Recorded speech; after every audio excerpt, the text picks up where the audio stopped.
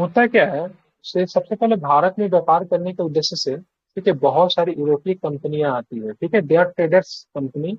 वो व्यापार के उद्देश्य से भारत में आते हैं, लेकिन उनकी मंशा जो होती है धीरे धीरे क्या होती है, बदल जाती है। और उनकी मंशा क्या होती है, भारत में मतलब क्या होता है, एक साम्राज्य स्थापित करना बन जाता है। ठीक है, मतलब शुरुआती दौर में अगर बात करें, at the beginning they are traders, लेकिन बहुत जल्दी वो पॉलिटिकली चीजों में क्या होता है, इन्वॉल्व हो जाते हैं। ठीक है, जैसे अगर ब्रिटिश कंपनी की ही बात करेंगे, उनका नारा क्या था, केवल व्यापार भूभाग नहीं। ठीक है, लेकिन जब वो यहाँ पे आए तो यहाँ की परिस्थिति को उन्होंने देखा, और यहाँ के परिस्थिति से उन्हें पता चला से यहाँ पे चाहे तो एक साम्राज्य को भी स्थापित किया जा सकता है। और इसी क्रम में जो सबसे सक्सेसफुल, ठीक है, सबसे सफलतम जो कंपनी जो रही, आपका ब्रिटिश रहे। ठीक है, मतलब ब्रिटिश सफल रहा, ईस्ट इंडिया कंपनी की बात करेंगे, उनकी कंपनी का नाम था, ब्रिटिश की बात करेंगे, एम्पायर बना जो आगे चल के बना। ठीक है, तो भारत में व्यापार करने के उद्देश्य से पुर्तगीज, डच, अंग्रेज, डेनिश एवं फ्रांसीसी भारत आए। प्रारंभ में ये कंपनियां भारत के राजे राजवाड़ों के किसी विशेष क्षेत्र में एक निश्चित कर अदा करके व्यापार हेतु एक अधिकार प्राप्त करती थी। ठीक है, मतलब ये क्या होता था कि आपको एक विशेष रूप से एक निश्चित कर अदा देनी पड़ती थी से, ठीक है, मैं इन क्षेत्रों में व्यापार करना चाहता हूँ, इसके लिए आप मुझे 1 लाख 2 लाख जो भी होता है वो आप ले लो, और मुझे यहाँ पे व्यापार करने का एक अधिकार दो। जब मैं शब्द यूज करूँ एक अधिकार, डेट मीन्स इसका मतलब हुआ से दूसरा कोई भी नहीं आएगा, केवल मेरे पास ही मतलब यहाँ पे ट्रेडिंग करने के राइट्स होंगे। भारतीय राज्यों की आपसी ईर्ष्या एवं धन लोलुपता का लाभ उठाकर ये कंपनियां, ये व्यापारी कंपनियां अपना अधिकार क्षेत्र बढ़ाने लगी। 18वीं शताब्दी तक एक और जहां मुगल शक्ति प्राय क्षीण हो चुकी थी आफ्टर डेथ ऑफ औरंगजेब, वहीं दूसरे और अन्य छोटे छोटे राज्यों में भी किसी केंद्रीय शक्ति का अभाव था। परिणामतः इस स्वर्णिम अवसर का अंग्रेजों ने भरपूर लाभ उठाया और अपने साम्राज्य का मतलब क्या किया, बीजारोपण किया, मतलब शुरुआत किया। ठीक है, ध्यान में रखेंगे। इसके लिए मुगल को भी बहुत बड़ा कारण माना जाता है, क्योंकि डाउनफॉल ऑफ मुगल जो था बहुत ही इंपॉर्टेंट क्या था, एक तरह से देखेंगे तो चेंज का समय था। ठीक है, क्योंकि मुगलों का पतन ने बहुत सारी चीजों का मतलब क्या किया, बढ़ावा दिया। साथ में आप पानीपत के तृतीय युद्ध में मराठा का हारना, यह भी एक बहुत बड़ा कारण बन गया है, क्योंकि मुगल के बाद कोई भी केंद्रीय सत्ता भारत में स्थापित कर ही नहीं पाए। ठीक है, प्रारंभ में यूरोपीय कंपनियां पुर्तगाली, डच, ब्रिटिश एवं फ्रांसीसी के बीच में व्यापारिक एकाधिकार प्राप्त करने के उद्देश्य से एक चतुर्भुजी संघर्ष हुआ। ठीक है, सभी ने आपस में लड़ा। अंततः इस संघर्ष में सफलता किसी को मिली, तो औरंगजेब सॉरी अंग्रेजों को मतलब क्या मिली, इसमें सफलता मिली, क्योंकि बेदरा का युद्ध में डच पूरी तरीके से पराजित हो गए। ठीक है, बांडीवस के युद्ध में फ्रेंच पूरी तरीके से समाप्त हो गए। ठीक है, पुर्तगीज कंपनी की भी स्थिति अच्छी नहीं थी, तो वो भी एक सीमित जगह तक ही रह गए। और इन सारे ही चीजों में जो सबसे आगे बन के जो निकला वो कौन थे, तो दे आर ब्रिटिश। ठीक है, चतुर्भुजी संघर्ष में सफल होने के बाद अंग्रेजों ने भारतीय राज्यों में क्रमशः बंगाल हो गया, मैसूर हो गया, मराठा हो गया, सिख आदि को जीतना मतलब प्रारंभ किया। और 1857 तक टिल द 1857 अपनी रणनीति और युद्ध से अंग्रेजों ने संपूर्ण भारत पे क्या कर लिया, अधिकार कर लिया। अब यहाँ पे चतुर्भुज संघर्ष जो शुरू होता है, इनके किसके बीच में होता है, तो इसमें पुर्तगीज थे, इसमें डच थे, इसमें ब्रिटिश थे और फ्रांसीसी थे। और सबसे पहले देखेंगे तो यूरोपीय कंपनियों के बीच में एकाधिकार को लेकर मतलब क्या होता है, स्ट्रगल शुरू होता है, संघर्ष शुरू होता है। और सबसे पहले बात करें तो एंग्लो फ्रेंच की बात हम करेंगे। ठीक है, तो भारत आने वाली यूरोपीय कंपनियों में पुर्तगाली एवं डच कंपनियां जब व्यापारिक एवं राजनीतिक प्रतिस्पर्धा में पहले ही परास्त हो गई, वही डेनिश कंपनियां 1745 तक अपनी सारी संपत्ति ब्रिटिश ईस्ट इंडिया कंपनी को बेचकर भारत से चली गई। यहाँ से बीपीएससी ने प्रश्न पूछा था कि किस व्यापारिक कंपनी ने अपना सारा संपत्ति, ठीक है, ब्रिटिश ईस्ट इंडिया कंपनी को बेच दिया था, तो कौन थे, डेनिश। ठीक है, डेनिश का मतलब क्या होता है, डेनमार्क होता है। अब ब्रिटिश और फ्रेंच कंपनियां ही भारत की प्रमुख व्यापारिक कंपनियां थी, जिनके पास पर्याप्त व्यापारिक एकाधिकार थे, तो दोनों कंपनियों में व्यापारिक प्रतिस्पर्धा और राजनीतिक संघर्ष होना स्वाभाविक था। इन प्रतिस्पर्धाओं के चलते दोनों कंपनियों के मध्य में 3 युद्ध हुए हैं, जिन युद्ध को हम लोग किस नाम से जानते हैं, तो कर्नाटिक वार के नाम से, कर्नाटक के युद्ध के नाम से जाना जाता है। और जो कि आंग्ल फ्रांसीसी संघर्ष में अंततः सफलता किसे मिली, तो बैटल ऑफ बांडीवास आप लोग जानते हैं कब हुआ था, 1760 में हुआ था। ऐसे सफलता जो मिलती है किसे मिलती है, तो फ्रेंच को सफलता मिलती है। ये भी आप ध्यान में रखेंगे। ठीक है, तो चलिए प्रथम कर्नाटक युद्ध का समय बताइए, कब से कब तक चला था ये, 1746 तो to 48। 1746 से 1748। ठीक है, क्रोनोलॉजी बहुत 48। इंपॉर्टेंट है, जो तारीख याद न रहे लिख लीजिए कॉपी पे, काफी अधिक महत्वपूर्ण रहेगा, प्रश्न ऐसे सीधे सीधे पूछे जाते हैं। ठीक है, तो प्रथम आंगल कर्नाटक वार की बात करेंगे तो इस युद्ध की को हम लोग एक दूसरे युद्ध के नाम से भी जानते हैं, जिसको बोलते हैं सेंट टोमे का युद्ध। तो किस युद्ध को सेंट टोमे के युद्ध के नाम से जाना जाता है, तो क्या होता होगा? First Carnatic war. तो प्रथम कर्नाटक युद्ध को सेंट टोमे के युद्ध भी कहा जाता है, जो कि कब से कब तक चला, तो क्या बताएंगे? 1746 से 1746 1748 तक, ठीक है। अब बात करेंगे इस युद्ध की पृष्ठभूमि कहाँ पे तैयार हुई, मतलब इस युद्ध का बेस कहाँ से तैयार हुआ था? यूरोप में ही हो गया था, जहां पे दो यूरोप की बड़ी शक्तियां आपस में लड़ रही थी। वो दोनों पावर की बात करेंगे, यूरोप के दोनों पावर का नाम क्या था? फ्रेंच एंड ब्रिटेन था, ठीक है। दोनों आपस में लड़ रही थी, ठीक है। लड़ने का रीजन क्या था यूरोप में? तो वो मतलब ऑस्ट्रिया के जो सक्सेसर का जो क्वेश्चन जो था, उसके ऊपर लड़ रहे थे, ठीक है। ऑस्ट्रिया ऑस्ट्रिया के उत्तराधिकार के युद्ध से ही तैयार हो गई थी। यूरोप में फ्रांस और ब्रिटेन एक दूसरे के विरोधी थे, ठीक है। और जिनका प्रभाव कहाँ पे देखने को मिला? तो इनका प्रभाव कई जगहों पे देखने को मिलता था, जहां पे इनका उपनिवेश था। इसलिए भारत में इसका इफेक्ट देखने को मिलता था। इसका इफेक्ट आपको यूएसए में भी देखने को मिलता था, क्योंकि यूएसए की बात करेंगे तो बहुत पहले ही ब्रिटिश उपनिवेश था, और साथ में उसकी कुछ बस्तियां जो थी फ्रांसीसियों के अधीन भी थी। तो इसका असर भारत में भी देखने को मिलता था, और इसका असर और उन सारे ही जगहों पे देखने को मिलता था जहां पे फ्रेंच और ब्रिटिश दोनों साथ साथ में उपनिवेश को डील कर रहे थे, ठीक है।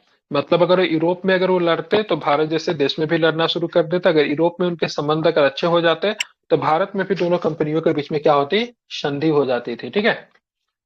प्रथम कर्नाटक युद्ध प्रारंभ होने का तत्कालीन कारण एक अंग्रेज अधिकारी कैप्टन बार्नेट द्वारा कुछ फ्रांसीसी जहाजों पर कब्जा कर लेना था। ये बहुत इंपॉर्टेंट है, ठीक है। अगर पूछेगा प्रथम फ्रांसीसी युद्ध का तत्कालीन कारण, सॉरी, प्रथम कर्नाटक युद्ध का तत्कालीन कारण क्या था, तो अंग्रेज अधिकारी की बात करें, कैप्टन वार्नेट के द्वारा कुछ फ्रांसीसी जहाजों पर मतलब क्या कर लेना था? कब्जा कर लेना था, अच्छा। ठीक है।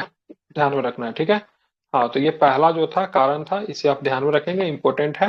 ये तत्कालीन कारण था। कौन सा कारण था? तो ये तत्कालीन कारण क्या था? तो बार्नेट के द्वारा कुछ फ्रांसीसी जहाजों का कब्जा कर लेना था। हालांकि आपको ध्यान में रखना है, दो तरह के कारण होते हैं। एक पूरा कारण क्या था? तो पूरा कारण यही था। कंप्लीट रीजन की बात करेंगे तो ऑस्ट्रेलिया के उत्तराधिकारी के युद्ध के कारण ये युद्ध का प्रारंभ हुआ, ठीक है। लेकिन इसका बात करेंगे तत्कालीन कारण, इंस्टेंट रीजन क्या बना? तो बार्नेट के द्वारा फ्रांसीसी जहाजों पे कब्जा कर लेना। इंस्टेंट कारण वो होता है जिसके बाद युद्ध मतलब क्या होगा? तुरंत ही मतलब क्या हो जाए? शुरुआत हो जाए, ठीक है।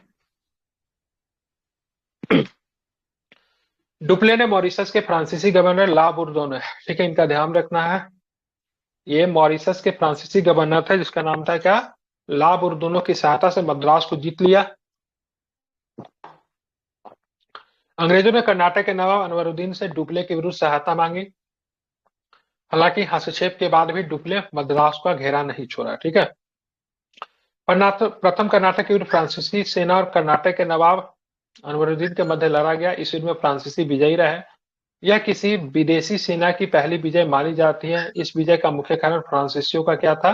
तो उनका तोपखाना था, ठीक है। कब युद्ध का अंत हो गया? 1748 में बात करेंगे तो युद्ध का अंत हो गया। ऑस्ट्रिया के उत्तराधिकारी के युद्ध की समाप्ति के पश्चात एक संधि होती है, संधि का नाम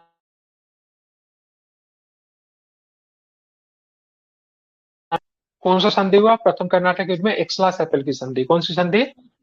एक्सला सेपल की संधि होती है। कब होती है एक्सला सेपल की संधि? 1748 1748। दो चीजें होती है। में। अब मैंने क्या बताया, अमेरिकन जो था, मैंने यहाँ पे अमेरिका का चर्चा पहले ही कर दिया था। रीजन क्या था? अमेरिका में भी आप देखो फ्रेंच और ब्रिटिश दोनों थे, ठीक है। तो वहां पे कुछ उपनिवेश की बात करेंगे तो वहां पे अमेरिका का भी अधिकार था, कुछ की बात करेंगे तो वहां पे ब्रिटिश भी थे, ठीक है। तो अमेरिका में लुईबर्ग की बात करेंगे, वहां पे लुईबर्ग जो था फ्रांसीसियों को वापस मिल गया। और भारत में उन्होंने क्या किया? चेन्नई जो था, मद्रास जो था, जो कि किसके द्वारा? फ्रांसीसियों के द्वारा कब्जा किया गया था, तो उन्होंने क्या दिया? अंग्रेजों को लौटा दिया, ठीक है। तो मद्रास जो फ्रांसीसियों के द्वारा कब्जा था, अंग्रेजों को लौटा दिया गया। अमेरिका में लुईबर्ग फ्रांसीसियों को वापस लौटा दिया गया, ठीक है। बात करेंगे इस युद्ध का, कोई जीत और कोई हार नहीं होता है। माना जाता है से दोनों जो थे बराबर में थे, एक दूसरे के महत्वपूर्ण जीते हुए क्षेत्रों को वापस लौटा दिया। और कुछ इसका राजनीतिक प्रभाव भारत में नहीं पड़ा, ठीक है। प्रथम कर्नाटक युद्ध का कोई तत्कालीन राजनीतिक प्रभाव भारत में नहीं पड़ा। न तो इस युद्ध में फ्रांसीसियों को कोई लाभ हुआ और न ही अंग्रेजों को हुआ, परंतु इस युद्ध में भारतीय राजाओं की कमजोरियों का उजागर हुआ, जो कि बहुत बड़ी कारण था। कर्नाटक के नवाब या फिर हैदराबाद के निजाम, इन सब का मतलब कमजोरी जो था यहाँ पे दिख जाता है, ठीक है। मतलब यहाँ से ये चीजें फिक्स हो गई, ये स्पष्ट होगा कि यूरोपीय प्रणाली से प्रशिक्षित और सुव्यवस्थित छोटी सेना भी भारतीय नरेशों की बड़ी सेना को परास्त कर सकती है। ठीक है, अगर यूरोप का अगर छोटा सेना भी है, 500,000 सेना की टुकड़ी भी, वो भी मतलब चाहे तो 20,000 25,000 बड़ी सेनाओं को पराजित कर सकती है, क्योंकि दे हैव गुड टेक्निक, उनके पास अच्छे रिसोर्स है, सब कुछ है। जबकि यहाँ पे जो भारतीय नरेश मतलब भारत के जो राजा किंग के जो उनके जो सेना जो है, they are not completely trained, और वो भी अभी भी बहुत ही पुराने तरीके से चीजों से मतलब क्या हो रहा है, लड़ाई कर रहे हैं, अभी भी वो अपडेट नहीं हुए। ठीक है, एक कमियां जो थी इन सबको पता चल गया, अपने उपनिवेशिक कंपनियों की पता चल गया, फ्रेंच को पता चल गया, ब्रिटिश को पता चल गया, इनका आगे में इन लोगों ने लाभ उठाया। ठीक है, तो फ्रांसीसी सत्ता और शक्ति का प्रभुत्व दक्षिण भारत के राज्यों पर जम गया, और भारतीय नरेश अपनी राजनीतिक समस्याओं के समाधान के लिए फ्रांसीसी सहायता पाने को उत्सुक हो गए। तो भाई साहब उनका आपसी कलह के लिए, ठीक है, उनके आपस में जो कलह जो थे उनके लिए भी वो किनके साथ सहायता लेने के गए, तो फ्रेंच से सहायता लेने के गए। ठीक है, तो मान लीजिए आपसी कलह होगा तो जाहिर सी बात है दो लोगों के बीच में होगा, जस्ट लाइक आपके और मेरे बीच में है। तो अगर हम फ्रेंच से सहायता मांगने जा रहे हैं, फ्रेंच सबको मदद करने के लिए तैयार हो जा रहा है, तो जाहिर सी बात है आप ब्रिटिश से जाओगे सहायता मांगने। ब्रिटिश भी देखेगा कि मुझे अगर फ्रेंच से सहायता मिल रहा है तो आप उसको सहायता करोगे ही। तो इस तरीके से मतलब क्या हुआ, ये युद्ध जो था, जो कि भारतीय नरेशों की आप अपनी राजनीतिक समस्याओं के समाधान के लिए, एक तरफ फ्रेंच हो गया, दूसरी तरफ ब्रिटिश हो गया। ठीक है, दूसरा कर्नाटक युद्ध का समय की बात करेंगे तो ध्यान रखें 1949 से, सॉरी 1749 से 1754 तक। ठीक है, 1749 से लेके 1754 तक चला। इस युद्ध का रीजन क्या था, तो आपको पता होना चाहिए, दक्षिण में निजाम निजाम उल मुल्क को भेजा गया था। ठीक है, किसके द्वारा, किस मुगल शासक के द्वारा इसको बोला गया से दक्षिण में जाके आप सूबेदार बन जाए, किसने भेजा था? मैंने कल पढ़ा था इससे पहले। हम्म हम्म मोहम्मद शाह दरंगिला बादशाह, ठीक है, उसने दक्षिण में निजाम को भेजा था। निजाम उल मुल्क, जिनको किनकिलिच खान के नाम से भी बोलते हैं, और उधर नॉर्थ हैदराबाद। में, ठीक है, नॉर्थ में सादत खान को भेजा था। ठीक है, तो इस युद्ध की पृष्ठभूमि, बुरहानुल। जिनको बुरहान मुल्क कहते हैं, तो इस युद्ध की पृष्ठभूमि भारतीय परिस्थितियों ने तैयार की। हैदराबाद के संस्थापक जो थे, एक स्वतंत्र राज्य के रूप में निजाम उल मुल्क ने किया था, 1748 में उनका देहांत हो जाता है। अब उसके पास जो था पुत्र, जिनका नाम था नासिर जंग, और पौत्र मुजफ्फर जंग के बीच में गद्दी के लिए संघर्ष छिड़ गया। नासिर जंग बोल रहा था हम शासक बनेंगे, और उसका पौत्र जो था मुजफ्फर जंग की बात करेंगे, वो बोला था हम शासक बनेंगे। ठीक है, तो बड़ी विकट स्थिति हो गई, अब दोनों के बीच में लड़ाई शुरू हुआ। इसी का मतलब कारण जो था कंपनियों ने उठाया। कर्नाटक में भी ऐसी स्थिति तब बन गई जब मराठों ने 7 वर्ष तक कैद में रखने के बाद चंदा साहब को आजाद कर दिया। ऐसे में अनवरुद्दीन एवं चंदा साहब के बीच में गद्दी के लिए मतलब क्या होगा, संघर्ष छिड़ गया। ठीक है, अनवरुद्दीन बोल रहा था हम शासक बनेंगे, और चंदा साहब बोल रहे थे, ये दोनों के दोनों बहनों, क्या बोलते हैं, शाला और बहनोई थे। ठीक है, फ्रांसीसियों ने चंदा साहब और मुजफ्फर जंग का समर्थन दिया, बहुत इंपॉर्टेंट है। चंदा साहब को सब कर्नाटक से, और मुजफ्फरजंग को हैदराबाद से फ्रांसीसियों ने समर्थन दिया। ठीक है, ध्यान में रखना। तो एक पार्टी को कर्नाटक से फ्रांसीसियों ने चुन लिया, और दूसरे पार्टी को हैदराबाद से फ्रांसीसियों ने चुना। चंदा साहब कहाँ से थे, कर्नाटक से थे, और मुजफ्फरजंग की बात करें हैदराबाद से थे, फ्रांसीसियों ने समर्थन दिया। तो अनवरुद्दीन जो कर्नाटक से थे, नासिर जंग की बात करेंगे, ध्यान में रखना है, वो हैदराबाद से थे। इनको समर्थन किसने दिया, ब्रिटिश ने समर्थन दिया। किसने दिया, ब्रिटिश ने समर्थन दिया। अब ये दोनों आपस में लड़ेंगे, चंदा साहब लड़ेंगे अनवरुद्दीन से, अब मुजफ्फरपुर जंग लड़ेंगे नासिर जंग से। ठीक है, और एक तरफ से ब्रिटिश सेना इनको सपोर्ट करेगी, और एक तरफ से फ्रांसीसी सेना सपोर्ट फ्रेंच। करेगी। आप बोलोगे इनको सपोर्ट करने के रीजन क्या था, क्योंकि जाहिर सी बात है कि चंदा साहब जीत जाते हैं तो फ्रांसीसियों को बड़ा सा हिस्सा देंगे भेंट के तौर पे। अगर अनवरुद्दीन जीत जाता है, अंग्रेजों को लाभ होगा, तो वो दोनों एक दूसरे को जिताना चाहते थे, ताकि मतलब कहीं न कहीं से डायरेक्टली और इनडायरेक्टली प्रॉफिटेबल इनके लिए हो, एक बड़ा सा भूभाग मिल जाए, टैक्स फ्री ट्रेड करने का वो मिल जाए। ठीक है, तो ये सारी चीजों के लिए दोनों इन्वॉल्व हो गए। ठीक है, अब होता बैटल ऑफ अंबर की बात करें, कई बार एग्जाम में पूछा जाता है, इसको याद कर लीजिए कब हुआ था अंबर का युद्ध। ठीक है, तो अंबर का युद्ध जो था, ध्यान में रखें, फ्रांसीसी सेना के बीच में और कर्नाटक के नवाब अनवरुद्दीन के बीच में होता है। ठीक है, हाँ, इस युद्ध में अनवरुद्दीन मारा गया, और साथ में उसका बेटा मोहम्मद अली की बात करेंगे, वो भी भाग के तृष्णापल्ली में शरण ली। ठीक है, तो फ्रांसीसी सेना के द्वारा तो अनवरुद्दीन मारा गया। तो शुरुआती दौर में आप देखेंगे तो फ्रांसीसी सेना को द्वितीय अंगल कर्नाटक युद्ध में क्या मिलता है, सफलता मिलती। आप देखेंगे यहाँ पे नासिर जंग की बात करेंगे, ये भी किसको नासिर जंग अनवरुद्दीन को कौन सपोर्ट कर रहा था? हु सपोर्टेड अनवरुद्दीन एंड अंग्रेज। नासिर जंग? अंग्रेज। तो ब्रिटिश कर लेते हैं, ठीक है। तो ब्रिटिश का समर्थक अनवरुद्दीन भी मारा गया, और 1750 में हैदराबाद में नासिर जंग भी मारा गया, ठीक है। अब ऐसे कंडीशन में जब अनवरुद्दीन जब मारा गया, तो ध्यान में रखना है, चंदा साहब शासक बना, बना ना चंदा साहब, ठीक है। पेन मेरा भूला गया है, ठीक है। और नासिर जंग मारा गया तो कौन शासक बनेगा? मुजफ्फर जंग शासक बनेगा, ठीक है। ये दोनों के दोनों किसके सपोर्टर थे? मुजफ्फर जंग और चंदा साहब। फ्रांसीसी के। तो दोनों को दोनों फ्रांसीसियों के समर्थन थे, ठीक है। तो इससे जब मुजफ्फरजंग नवाब बना, उसने प्रसन्न होकर फ्रांसीसी गवर्नर डुप्ले को मसूलीपट्टनम में पांडिचेरी का क्षेत्र प्रदान कर दिया गया। दोनों को दोनों काफी इंपोर्टेंट क्षेत्र थे, ड्यू टू मतलब ट्रेड के हिसाब से अगर देखा जाए तो काफी अधिक महत्वपूर्ण थे, ठीक है। और साथ में डुप्ले को कृष्णा नदी से कन्याकुमारी तक का क्षेत्र का गवर्नर भी बना दिया। तो मैंने क्या बोला था, ये सपोर्ट इसलिए कर रहे थे क्योंकि इनका आपसी मतलब, इनका मतलब क्या था? प्रॉफिट क्या था। था? प्रॉफिट था, ठीक है। ध्यान में रखना है, ठीक है। तो द्वितीय वाला अगर बात करेंगे, तो द्वितीय वाला में किसको प्रॉफिट हो रहा है? अभी तक फ्रांसीसियों को प्रॉफिट हो रहा है, लेकिन अब माहौल जो है ना चेंज होगा, ठीक है। अभी तक फ्रांसीसी क्या कर रहा था? लीड कर रहा था। अब देखिए यहाँ पे चीजें मतलब क्या होगी, तो चीजें अब यहाँ पे क्या होगी, बदलेगी, ठीक है। मुजफ्फर की मृत्यु के बाद, ठीक है, सलावत जंग द्वारा फ्रांसीसियों का उत्तरी सरकार का क्षेत्र, ठीक है, मुस्तफा नगर, चिरकाल, राजमुंद्री, एल्लोर प्रदान किया गया। ध्यान हो कि इससे पूर्व चंदा साहब ने फ्रांसीसियों को पौंडीचेरी के कई गांव भी प्रदान कर दिए थे, ठीक है। पौंडीचेरी 1954 तक पुर्तगीज बस्ती, सॉरी, फ्रांसीसी बस्ती रहा था 1954 तक, आफ्टर द इंडिपेंडेंस भी, ठीक है। अब यहाँ पे डुप्ले ने हैदराबाद में बुस्सी के नेतृत्व में एक फ्रेंच सैन्य टुकड़ी तैनात की, ठीक है। तब बुस्सी तो ध्यान में रखेंगे सेनापति था, ठीक है, फ्रांसीसी था, उसके नेतृत्व में फ्रेंच सैन्य टुकड़ी को हैदराबाद में तैनात किया गया। इस तरह दक्षिण के क्षेत्र में फ्रांसीसियों का नियंत्रण की और भी प्रभावी हो गया। एक ब्रिटिश क्लर्क के रूप में भारत आए क्लाइव ने कूटनीति का प्रयोग किया। उसने तिश्नापल्ली पर दबाव कम करने के लिए अर्काट के किले को घेर लिया, ठीक है। तो अर्काट के किले को घेरा गया था, बड़ा इंपॉर्टेंट घेरा माना जाता है, कई महीनों तक घेरा डाला गया था। किसके नेतृत्व में? क्लाइव के नेतृत्व में, ठीक है। क्लाइव जो था बहुत इंपॉर्टेंट सेना नायक था, वो अपने आप को स्वर्ग से उत्पन्न सेना नायक कहता था, ठीक है।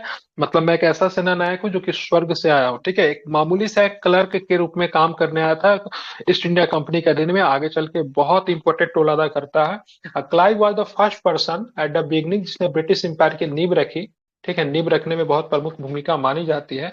क्लाइव पहला ऐसा शासक था जिसने, मैं शासक बोलूंगा, ऐसा गवर्नर कहोगे कंपनी के अधीन, जिसने मतलब स्टार्टिंग में क्या किया इन्होंने, पहला ईट इसी ने डाला। इस ईट को मजबूत करने का काम हेस्टिंग्स करेगा, ब्लेजली करेगा, बहुत हद तक डलहौजी करेगा, ठीक है। ये सब आगे चल के ना दीवार जोड़ते जाएंगे, ठीक है। लेकिन पहले जो नींव जो रखी थी वो क्लाइव नहीं रखी थी, ठीक है। इसी समय तंजौर के सेनापति ने धोखे से चंदा साहिब की हत्या कर दी, और जब तिरुचिरापल्ली पे फ्रांसीसियों ने आक्रमण किया तो वे अंग्रेजों से परास्त हो गए। देखिए आप चीजें यहाँ पे क्या होगी, परिस्थिति बदलेगी। उसी समय फ्रांसीसी सरकार द्वारा डुप्ले को वापस बुला लिया गया, गोदोही को पांडिचेरी का गवर्नर बना दिया गया, ठीक है। जब यहाँ पे जो थोड़ा सा फ्रांसीसियों के हाथ से चीजें निकली, तो यहाँ पे, ठीक है, जो फ्रांसीसी सरकार जो थी, जो कि पेरिस में बैठी हुई, तो उनसे बहुत बड़ी भूल हो गई। उसने मतलब किया क्या, गोदोही जैसे गधा को पौंडीचेरी का अगला गवर्नर बना दिया गया। डुप्ले जैसे काबिल व्यक्ति को मतलब सब 1754 के आसपास उनको बुला लिया गया। बहुत बड़ी गलती थी क्योंकि डुप्ले जो था बहुत बड़ा दूरदर्शी था। उसके पास कूटनीतिज्ञ की मतलब वो बहुत अच्छा एक कूटनीतिज्ञ था, उसके पास सारी टेक्निकें आती थी। वह मतलब इन क्षेत्रों से अच्छी तरीके से परिचित था, लेकिन गुदोहू में ऐसा किसी भी प्रकार का गुण नहीं था, ठीक है। गुदोहू जो था वो बहुत ही थोड़ा शांति स्वभाव का व्यक्ति था, और संधि वगैरह करने में बड़ा विश्वास रखता था। जैसा ही आता तुरंत ही कहता है भाई साहब मैं तो करूंगा संधि, ठीक है। हालांकि इसके द्वारा संधि जो चला जो था मैक्सिमम 1.5 साल तक भी नहीं चलता है, ठीक है। जैसे 54 में संधि करेगा और 56 में फिर से मतलब युद्ध शुरू हो जाता है, ठीक है। और भारत में आप देखोगे तो कुछ समय के बाद भारत में भी क्या होगा, युद्ध शुरू हो जाएगा, ठीक है। तो कुछ ही के बाद मतलब ये चीजें मतलब शुरू हो जाती है, ठीक है। तो इसका संधि जो था ना के बराबर ही मतलब काम करने वाला है, ठीक है। ध्यान में रखना है। आवाज आ रही है ना अच्छे से, कोई दिक्कत तो नहीं है? नो इधर सर। नहीं। आ रही क्लियर है। ये ठीक है, कोई डाउट होगा तो पूछना आप लोग, ठीक है। तो हम्म, अब यहाँ पे डुप्ले महोदय को बुला लिया गया, उसके जगह पे कौन महोदय गवर्नर बन के आया? गोडी हूँ। तो गोदोहू कौन था? गोदोहू है, ठीक है। वो देखियो। अब गोदोहू जब आएगा तो क्या था, थोड़ा सा शांत किस्म का व्यक्ति था, वो क्या करेगा, संधि करेगा। आते ही मतलब अंग्रेजी कंपनी से कौन सी संधि कर डाली इसने, पौंडीचेरी की संधि पौंडीचेरी। में। ठीक है, पौंडीचेरी के संधि में क्या होता है, तो इसके साथ ही मतलब द्वितीय कर्नाटक युद्ध का मतलब क्या हो जाता है, विराम हो जाता है। तो पहले में कौन सा, इक्स्ला चैपल, और सेकेंड में कौन सा, अच्छा, पौंडीचेरी। ठीक है, इक्स्ला चैपल कब हुआ था, पौंडीचेरी तो 1748 में हुआ था, और ये पौंडीचेरी कब होगा, तो 1754 में 1754। होगा। ठीक है। इस संधि के परिणाम स्वरूप दोनों कंपनियों को अपने अपने क्षेत्र वापस मिल गए। अंग्रेजों के समर्थक मोहम्मद अली को कर्नाटक का नवाब बनाया गया। इस संधि में दोनों कंपनियों ने भारतीय नरेशों के झगड़ों में हस्तक्षेप न करने का वादा किया। बोलते थे भाई साहब, ये दोनों जब किसी भी कोई भी भारतीय नरेश या फिर भारतीय शासक जो आपस में लड़ेंगे तो हम लोग क्या करेंगे, हस्तक्षेप नहीं करेंगे। ठीक है, लेकिन सारी कस्में, सारी वादे जो थी 2 साल की बाद में धरे के धरे रह गए, फिर भी ये लोग लड़ेंगे। ठीक है, अब तीसरा कर्नाटक युद्ध शुरू हुआ। ठीक है, इसको सप्तवर्षीय युद्ध भी बोलते हैं, क्योंकि 7 वर्षों तक चला। आप बोलोगे सर 58 से 63 तो 5 वर्ष ही होता है। तो ये युद्ध का भी कारण जो था इंग्लैंड में छिपा हुआ था। ठीक है, यूरोप में छिपा हुआ था। यूरोप में ऑलरेडी इसका कारण छिपा हुआ था। यूरोप में 1756 में ही शुरू हो गया था। कब शुरू हो गया था, तो 1756। 1756 में शुरू किया गया। तो ये जो सप्तवर्षीय युद्ध जो था, 7 इयर्स वार जो था, उसी का एक्सटेंशन आपको भारत में देखने को मिलता है 58 से 63 तक। ठीक है, तो भारत में 5 वर्ष तक चलता है, लेकिन यूरोप में ये कंपनियां कितने वर्षों तक लड़ेगी, तो यूरोप में 7 वर्षों 7। तक लड़ेगी। ठीक है, इसे आप ध्यान में रखना बिल्कुल। तो तृतीय कर्नाटक युद्ध की बात करेंगे तो 1756 में ऑस्ट्रिया तथा इंग्लैंड के बीच प्रसा में शुरू हुए सप्तवर्षीय युद्ध का विस्तार था। तो ऑस्ट्रिया और इंग्लैंड जो थे, ये ऑस्ट्रिया नॉट ऑस्ट्रेलिया, ठीक है, आपस में लड़ रहे थे। कहाँ पे, प्रसा में। ठीक है, यूरोप में फ्रांस ऑस्ट्रिया को और इंग्लैंड प्रसा का समर्थन दे रहा था। ठीक है, तो यूरोप में फ्रांस किसको समर्थन दे रहा था, ऑस्ट्रिया को, और इंग्लैंड जो था प्रसा को समर्थन। आप बोलोगे सर प्रसा भी पुरुषिया क्या होता है, तो जो प्रसा भी मैं नाम दे रहा हूं ना, ये कभी जर्मनी हुआ करता था। ठीक है, in the leadership of Prussia leader Ottoman Bismarck के नेतृत्व में जर्मनी का यूनिफिकेशन 1871 में। ठीक है, 1871 में जर्मनी का यूनिफिकेशन होता है। जो प्रासा का जो क्षेत्र जो था वो वर्तमान जर्मनी ही है। ठीक है, यहाँ का एक बहुत ही प्रोमिनेंट लीडर था जिनका नाम था बिस्मार्क। ठीक है, जो कि यहाँ का चांसलर था। आगे चल के जर्मनी का एकीकरण जो किया गया, बिस्मार्क जो था आई थिंक यहाँ का प्राइम मिनिस्टर था, नॉट चांसलर। ठीक है, जर्मनी का चांसलर बनता है, तो उसी के नेतृत्व में जर्मनी का एकीकरण किया गया था। इसके लिए बिस्मार्क कई लड़ाइयां लड़ती, आई थिंक 3 लड़ाइयां उसने लड़ी थी। उसके बाद प्रसा के द्वारा ही जर्मनी का एकीकरण किया गया। ठीक है, तो यूरोप में जो लड़ाई चला था, ऑस्ट्रिया वर्सेस इंग्लैंड की लड़ाई चल रहा था, प्रसा में शुरू हुआ था। ठीक है, तो इंग्लैंड प्रसा को समर्थन दे रहा था, और ऑस्ट्रिया को समर्थन कौन दे रहा था, फ्रांस दे रहा था। ठीक है, फ्रांस। तो वहां पर लड़ना शुरू करते हैं, और इसका परिणाम आपको कहाँ पे देखने को मिलता है, भारत में भी देखने को मिलता इंडिया। है। हालांकि लड़ाई जो थी यूरोप में 1756 में ही दिख गई थी, भारत में कितने वर्षों के बाद, तो 2 वर्षों के बाद इसकी असर आपको भारत में भी देखने को मिलती है। ठीक है, हाँ, इस समय की बात करेंगे ना, यहाँ पे जो भारत में जो होता है ना, जो गवर्नर वगैरह रहता है जिसके पास पावर है, उसका नाम था लाली। तो तृतीय कर्नाटक युद्ध का तत्कालीन कारण फ्रांस की सरकार द्वारा काउंट डिलाली को भारत के संपूर्ण फ्रांसीसी क्षेत्र के सैनिक एवं असैनिक अधिकार को प्रदान किया। सैनिक और असैनिक दोनों थे इसके पास में। 1758 में लाली ने फोर्ट सेंट डेविड पर नियंत्रण स्थापित कर लिया। फोर्ट सेंट डेविड की बात करेंगे, मद्रास में है। ठीक है, ध्यान में रखेगा, ये ब्रिटिश का था ये।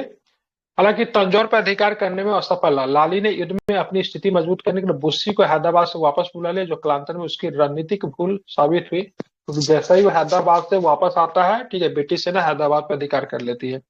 दूसरी तरफ अंग्रेजी नौसेना ने एडमिरल पोकॉक, पेकॉक बोलते के नेतृत्व में फ्रांसीसी बेड़ों को 3 बार मार दी। और इसी समय क्लाइव और वाटसन ने चंदन नगर को अपने अधिकार में ले लिया। ठीक है, क्लाइव और वाटसन का काफी अधिक इंपॉर्टेंट रोल होता है। और 1760 की बात करेंगे, इसी युद्ध के बीच में, ठीक है, सबसे इंपॉर्टेंट घटना जो है 1760 में, इसको बोलते हैं बैटल ऑफ बांडीवास बोलते हैं। ठीक है, तारीख था 22 जनवरी 1760। जो अंग्रेज अधिकारी जो थे, द मोस्ट कैपेबल मैन, जिसका नाम था सर आयरकुट, उसने मतलब क्या किया, फ्रांसीसो सेना को बुरी तरीके से, ठीक है, ध्यान में रखना है, पराजित किया। और यहाँ पे सबसे बड़ा रीजन क्या होता है, सेकेंड अगर बात करेंगे, second most permanent and most powerful person of French Republic, Republic तो नहीं था, फ्रेंच इंपायर कह सकते हैं, भारत में बुस्सी जो था ना, उसको किडनैप कर लिया जाता है, ठीक है, अपहरण कर लिया जाता है, फिर कैद कर लिया गया कहना उचित होगा, ठीक है। और बुस्सी को कैद करने की एवज में, ठीक है, यहाँ पे बार्गेनिंग की जाती है इसको लेकर, तो फ्रेंच और ब्रिटिश के बीच में, ठीक है। तो बुस्सी को कैद कर लिया गया। 1761 में पौंडीचेरी पे अपना नियंत्रण स्थापित करने पर माहे एवं जिंजी पर भी उन्होंने कब्जा किया। और तीसरा कर्नाटक युद्ध की बात करेंगे तो लगभग 60 में समाप्त हो गया। तो जाहिर सी बात है ब्रिटिश के पास यहाँ पे एज था, और उसने मतलब क्या किया, यहाँ पे तीसरी कर्नाटक युद्ध के बाद यूरोप में संधि होती है, ठीक है। कहाँ पे संधि होगी? यूरोप में संधि होगी, यूरोप। जिसको हम लोग पेरिस की संधि के नाम से जानते हैं, 1763 में हुआ। इस संधि के शर्तों के अनुसार अंग्रेजों ने फ्रांसीसियों के भारत में विजित सारी फैक्ट्रियां लौटा दी। जितनी फैक्ट्रियां, ठीक है, फ्रांसीसियों के द्वारा जीता गया था भारत में, सब कुछ लौटा दिया गया। अब वे फ्रांसीसी फैक्ट्री के किलेबंदी नहीं कर सकते और नहीं वहां सैनिक रख सकते थे, जब फैक्ट्रियां केवल व्यापार केंद्र के रूप में कार्य कर सकती थी। तृतीय कर्नाटक युद्ध पूर्णतः निर्णायक था। अब फ्रांसीसी भारत में एक स्वतंत्र शक्ति के रूप में समाप्त हो चुके थे। पेरिस के संधि के और फ्रांसीसियों ने भारत में अपने राज्य विस्तार के विचार को छोड़ दिया, अपना सारा ध्यान व्यापार पर केंद्रित किया। पेरिस की संधि भारत में फ्रांसीसी साम्राज्य की डुप्ले द्वारा रखी गई मजबूत नींव को उखाड़ फेंका, ठीक है। लगभग 20 वर्ष के बाद अवधि तक चलने वाले कर्नाटक युद्ध के बाद फ्रांसीसियों की हार ने स्पष्ट कर दिया कि भारत के आगामी सर्वे सर्वा कौन बन गया है, तो दे आर ब्रिटिशर्स, ठीक है। इस तरीके से बैटल ऑफ बांदीवास की बात करेंगे तो यहाँ पे पूरी तरीके से क्या हुआ, फ्रांसीसी सत्ता जो था, फिर फ्रांसीसी सुप्रीमेसी की बात करेंगे तो पूरी तरीके से क्या हो गया, तो समाप्त हो गया, ठीक है।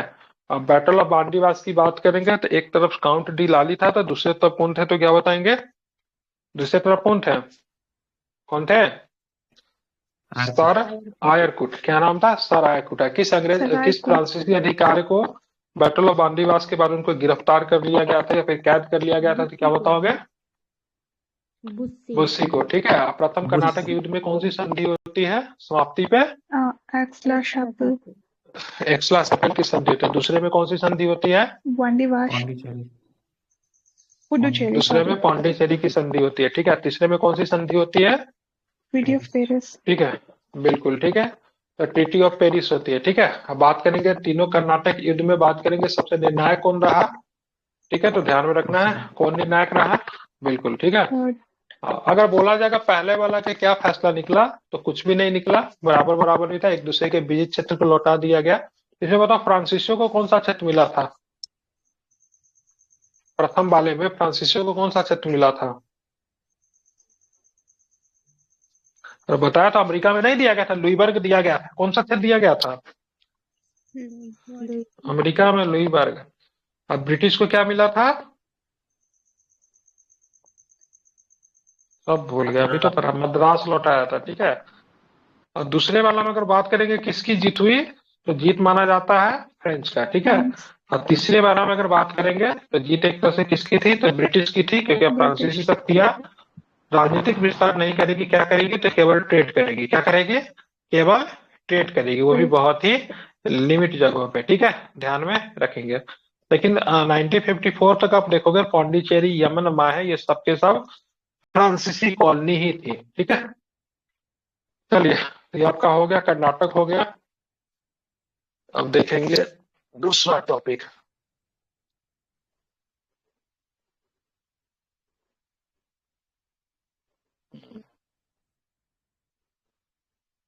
तो दूसरा टॉपिक जो रहा आपका, ये क्या नाम है दूसरा टॉपिक का, तो दूसरा टॉपिक का नाम जो है आपका अंग्रेजों की सफलता और फ्रांसीसियों की असफलता के कारण। मतलब अंग्रेज जो थे क्यों सफल हुए, एंड फ्रांसीसी की बात करेंगे तो किस कारण बस असफल रह गए, उसके ऊपर जरा हम लोग ध्यान देंगे, ठीक है। तो फ्रेंच कंपनी जहां राजकीय संरक्षण और शासकीय सहायता पर निर्भर थी, ब्रिटिश कंपनियां गैर सरकारी संस्था थी, वह ब्रिटिश सरकार के नियंत्रण से मुक्त थी। फ्रेंच कंपनी को किसी भी प्रकार का निर्णय लेना पड़ता था तो वो कौन था, मिनिस्टर लुई 14वां था डेट टाइम, उनसे परमिशन लेना पड़ता था। बहुत सारा रेड टैपिज्म था, जिसमें सरकारी ब्यूरोक्रेट वगैरह बहुत कुछ इन्वॉल्व था, किसी भी डिसीजन मेकिंग को कर ही नहीं पाते थे। उसी तरह अगर ब्रिटिश कंपनी की बात की, कोई सरकारी संस्था तो नहीं थी, वो ब्रिटिश सरकार के किसी भी प्रकार के नियंत्रण नहीं रखती थी। तो सबसे बड़ा रीजन यही था, सरकारी और प्राइवेट का, ठीक है। फ्रेंच कंपनी की आर्थिक स्थिति ब्रिटिश कंपनी की तुलना में कमजोर थी। ब्रिटिश कंपनियों के पास व्यापार करने के लिए मध्य भारत, बंगाल, बंबई और मद्रास भी था। क्योंकि इस समय तक आप देखोगे 1757 के आसपास आप देखोगे तो उनको जीत मिल चुकी थी ना। कहाँ पे? प्लासी वगैरह जीत चुके थे, तो प्लासी वहां पर में। भी आराम से ट्रेड करते, बम्बई में ट्रेड करते थे, मद्रास में ट्रेड करते थे। और फ्रेंच कंपनियां कहाँ पे ट्रेड करती थी? तो केवल साउथ इंडिया में, दक्षिण भारत तक ही सीमित थी। परिणामतः आर्थिक स्थिति मजबूत होने के कारण अंग्रेज अपने युद्धों के भार को उठा सके। ठीक है, मतलब उनका अगर एक जगह पे युद्ध में अगर पैसा खर्च हो रहा है तो कहीं से पैसा आ भी रहा है। ठीक है, अगर 10 रुपया कहीं से अगर वो खर्च कर रहे हैं तो 10 रुपया उनके पास इनकम कहीं से आ भी रहा है। लेकिन फ्रांसीसी कंपनी क्या कर रहा है? केवल युद्ध ही कर रहे हैं, ट्रेड नहीं कर रहे हैं। तो जिसकी वजह से क्या होगा? युद्ध में तो पैसा खर्चा होगा और ट्रेड कुछ करेंगे नहीं, फिर दिक्कतें तो होगी ना। रसिया कितने साल से, 2 साल से युद्ध कर रहा है कि नहीं कर रहा है? क्योंकि साथ में क्या कर रहा है, उसका वाल है, वाल खूब बेच रहा है, अपना भारत से बेच रहा है, चाइना से बेच रहा है। यूक्रेन के पास क्या है? उसका ट्रेड पूरी तरीके से बंद है, लेकिन हाँ विदेशी राष्ट्र उनको सपोर्ट कर रहा है, तो उनको वो जीवित है। अगर आप युद्ध कर रहे हो ठीक है, लेकिन साथ में आपका ट्रेड भी हो रहा है। तो ब्रिटिश ने युद्ध तो किया, लेकिन साथ में अपना ट्रेड को कभी बंद नहीं किया। वो इसकी सफलता का बहुत बड़ा कारण था। दूसरा, अंग्रेजों का जो नौसैनिक जो था संगठन, जो था फ्रांसीसियों की तुलना में श्रेष्ठ था। फ्रांसीसी कंपनी के अधिकारियों में दूरदर्शिता का अभाव था। ठीक है, लेकिन यथा डुप्ले की वापसी, वो दोनों ने राजनीतिक दूरदर्शिता का अभाव और लाली की अति आक्रामकता जैसे कारण पतन के कारण, लाली जो था बहुत ज्यादा आक्रामक था, वो दोनों में राजनीतिक दूरदर्शिता का अभाव था। ठीक है, डुप्ले को वापस बुला लिया, और एक जो आया था कर्नाटक बुदहू, उसके पास भी कुछ खास नहीं था। वो सोचता था संधि वगैरह करेंगे ना, कुछ शांत मिजाज के ही था। ठीक है, और ये डुप्ले जो था ठीक उसके अपोजिट था। तो तरह तरह के लोग थे। उसके बाद ये लोग ना ग्राउंड पे जाके लीड नहीं करते थे। ठीक है, तो बस प्लान बनाते थे, कभी भी ग्राउंड पे नहीं उतरे। जबकि बात करेंगे क्लाइव वगैरह जो था, वो ईद भूमि में भी जाता था। ठीक है, बंगाल में चंदननगर के फ्रांसीसी अधिकारियों ने नवाब सिराजदौला का साथ नहीं दिया। इससे बंगाल में अंग्रेज अपना आधिपत्य स्थापित कर सके। निष्कर्षतः कहा जा सकता है कि आंग्ल फ्रांसीसी युद्धों में फ्रांसीसी प्रजा में आर्थिक, राजनीतिक एवं सामरिक सभी पक्षों की भूमिका रही। फ्रांसीसी की तुलना में अंग्रेज के ये सभी पक्ष मजबूत साबित हुए। ठीक है, इस तरीके से दक्षिण भारत में किसका कंट्रोल हो गया? तो ब्रिटिश सुप्रीमेसी वहां पे हो गया। ठीक है, अब हम लोग चलेंगे बंगाल। तो हम लोग बंगाल पढ़ेंगे तो 2 चरण में बंगाल को पढ़ेंगे। एक 1757 से पहले, एक होगा 1757 के बाद, जिसमें हम लोग बक्सर वगैरह को पढ़ेंगे। ठीक है, तो अंग्रेजों द्वारा बंगाल का अधिग्रहण भारत में 18वीं शताब्दी के उत्तरार्ध की ऐतिहासिक घटनाओं में से एक था। अगर केवल बंगाल की बात करेंगे ना, तो अभी का क्षेत्र के हिसाब से बात करें तो इंटायर बांग्लादेश, पूरा पश्चिम बंगाल, पूरा बिहार, ठीक है, झारखंड, उड़ीसा, छत्तीसगढ़, ये सब शामिल था। ठीक है, अगर ब्रिटेन के तुलना में अगर बात करें तो अकेले ब्रिटेन के तुलना में बंगाल कई गुना अधिक था और दुनिया का सबसे अधिक उपजाऊ क्षेत्र था, इसलिए ब्रिटिश की नजर गई। केवल 8 वर्ष के अल्पकाल में अर्थात 1757 से 64 के मध्य बंगाल के नवाब सिराजुद्दौला, मीर जाफर तथा मीर कासिम अपनी संप्रभुता को कायम करने में असफल रहे। परिणामस्वरूप बंगाल में कंपनी की संप्रभुता स्थापित हुई। होता क्या है, 1756 में अलवर्दी खान की मृत्यु के बाद सिराजुद्दौला को बंगाल का नवाब बनाया गया। ठीक है, बंगाल के नवाबों एवं अंग्रेजों के मध्य संघर्ष का प्रमुख कारण 1717 में मुगल शासक फर्रुखसियर के द्वारा जारी किया गया शाही फरमान था। ठीक है, तो एक मतलब क्या बोलते हैं, शिष्टमंडल जो होता है फर्रुखसियर से मिलने जाता है, इसका नेतृत्व कौन कर रहा था उस शिष्टमंडल में? ठीक है, नेतृत्व कौन कर रहा था, लीडर कौन था उस शिष्टमंडल का? कई बार बीपीएससी ने इस क्वेश्चन को पूछा है। वो शिष्टमंडल जो जाता क्या, डॉक्टर जो था वही था क्या? शर्मन, शर्मन नहीं, डॉक्टर नहीं था, उसका नाम शर्मन था। डॉक्टर का नाम हैमिल्टन था। ठीक है, जिसने इलाज किया था। ठीक है, शर्मन जो था उसको लीड कर रहा था। हैमिल्टन ने क्या किया था, तो हैमिल्टन ने इलाज किया था। ठीक है, उसके बाद फर्रुखसियर ज्यादा खुश हो जाता है। मात्र 3000 रुपये वार्षिक अदा करने पे एक फरमान के द्वारा बंगाल में, ठीक है, सीमा शुल्क से मुक्त व्यापार करने को कंपनी को छूट दे देता है। ठीक है, ध्यान में रखेंगे। ठीक है, लेकिन ध्यान में रखना यहाँ पे फर्रुखसियर के द्वारा जो अधिकार जो दिए गए तो कंपनी के व्यापार के लिए था, न कि पर्सनल ट्रेडिंग के लिए। ठीक है, कंपनी ईस्ट इंडिया कंपनी व्यापार कर सकती, तो उनको किसी प्रकार की टैक्स देने की आवश्यकता नहीं है। It's not for personal trading. ठीक है, ये पर्सनल ट्रेडिंग के लिए नहीं था। ठीक है, लेकिन यहाँ पे क्या किया जाएगा, यहाँ पे पर्सनल ट्रेडिंग करना शुरू कर देंगे। कौन कर देंगे? मिसयूज करना शुरू कर देंगे। ठीक है, ध्यान में रखना है। ठीक है, तो ये जो थी काफी अधिक जो थी चीजें जो थी दिक्कत करने वाली चीजें थी, इसे आप ध्यान में रखना है। ठीक है, और यहाँ से क्या हुआ, मिसयूज होना शुरू हो गया। ठीक है, ये दस्तखत क्या होता है? एक दस्तखत का राइट होता था, मतलब कि वस्तुओं के आवाजाही पे हस्ताक्षर जारी करने का अधिकार दिया गया से, ठीक है, ये सामान जो है कंपनी का जा रहा है, इस पे किसी प्रकार की टैक्स नहीं लिया जाएगा। दस्तखत, ठीक है, साइन करना, Right हस्ताक्षर to करना, free ठीक है, trade. बिल्कुल ठीक है। लेकिन कंपनियों ने यहाँ पे क्या कर दिया, कंपनी के जो अधिकारी जो थे वो काफी दे आर वेरी करप्ट। उन्होंने मतलब इसका हस्ताक्षर का दुरुपयोग करना शुरू कर दिया। जहां पे एक ट्रक माल जा रहा है, ट्रक तो नहीं था, बैलगाड़ी से उस समय जाता था, तो साथ में 10-12 बैलगाड़ी जा रहा है, तो चलो एक बैलगाड़ी मेरा भी चला जाएगा, ठीक है। तो अधिकारी इसका इस्तेमाल व्यक्तिगत व्यापार के लिए करने लगे ताकि उनको कर न चुकाना पड़े, ठीक है। इससे राजस्व को, नवाब को राजस्व की हानि हुई। बंगाल के नवाब सिराजदौला का ब्रिटिश कंपनी के बीच में बढ़ते तनाव के कारण नवाब सिराजदौला ने कलकत्ता कलकत्ता में जो ब्रिटिश का जो किला जो था उसको नाम फोर्ट विलियम रखा गया था, पर आक्रमण कर दिया और विवश होकर मतलब अंग्रेज जो थे वहां से भाग के किस द्वीप पे शरण लिए, तो एक फुल्टा द्वीप था जो कि बे ऑफ बंगाल में ही है, ठीक है, ध्यान रखना। वहां पे जाके मतलब उन्होंने मतलब क्या किया, शरण लिया, ठीक है, कहाँ पे, फुल्टा द्वीप पे, ठीक है। अंग्रेज वहां से भाग गए। कलकत्ता के किले पे जिस समय अंग्रेज जब इस समय आक्रमण कर रहे थे, तो वहां पे पता चला कि कुछ मतलब ब्रिटिश ने क्या किया था, तो यहाँ पे नवाब के सेना पे गोली चला दी, ठीक है। ये बात नवाब को पता भी नहीं था, सिराजदौला को पता भी नहीं था। 146 अंग्रेजों को बंद कर दिया गया है। इसको ब्लैक होल्स कहते हैं, काल कोठरी की घटना कहते हैं। तारीख के 20 जून 1756 का। इसका आदेश सिराजदौला ने नहीं दिया था, ठीक है, ये मतलब नवाब की सेना के द्वारा किया गया कृतज्ञ था। बाद में 146 लोगों को बंद किया गया था, ऐसा कहना हॉलवेल का है, लेकिन बहुत ही छोटी सी जगह थी, इतने लोग वहां पे जा भी नहीं सकते। लेकिन अकॉर्डिंग टू हॉलवेल की बात करेंगे तो 146 लोगों में से मात्र 23 लोग ही जीवित बच चुके थे, क्योंकि जून का महीना जो होता है ना, काफी अधिक गर्म होता है बिहार बंगाल सब जगह। नवाब सिराजदौला ने मानिकचंद को कलकत्ता का प्रभारी बना और इसका नाम बदलकर अलीनगर रख दिया था, ध्यान रखेंगे। तो वही आगे चल के अलीनगर की संधि होती है, ठीक है। अलीनगर की संधि 1757 में होती है, ठीक है। तो कलकत्ता का नाम बदलकर अलीनगर रखा गया था, ध्यान में रखना है। और इसीलिए आगे चल के जो संधि जो होती है उसको अलीनगर के संधि के नाम से जानते हैं। तो अलीनगर कोई डिफरेंट प्लेस नहीं है, ठीक है, कलकत्ता का ही मतलब नाम था, अलीनगर था, इससे आप ध्यान में रखेंगे, ठीक है। लेकिन मानिकचंद ने रिश्वत लेकर किला अंग्रेजों को क्या किया, सौंप दिया था। मानिकचंद भी क्या निकलता है, उसको करप्ट निकलता है, ठीक है। अब यहाँ पे देखेंगे क्लाइव द्वारा फ्रांसीसी बस्ती चंदननगर पर विजय के उपरांत बंगाल में अंग्रेजों की स्थिति और मजबूत हो गई।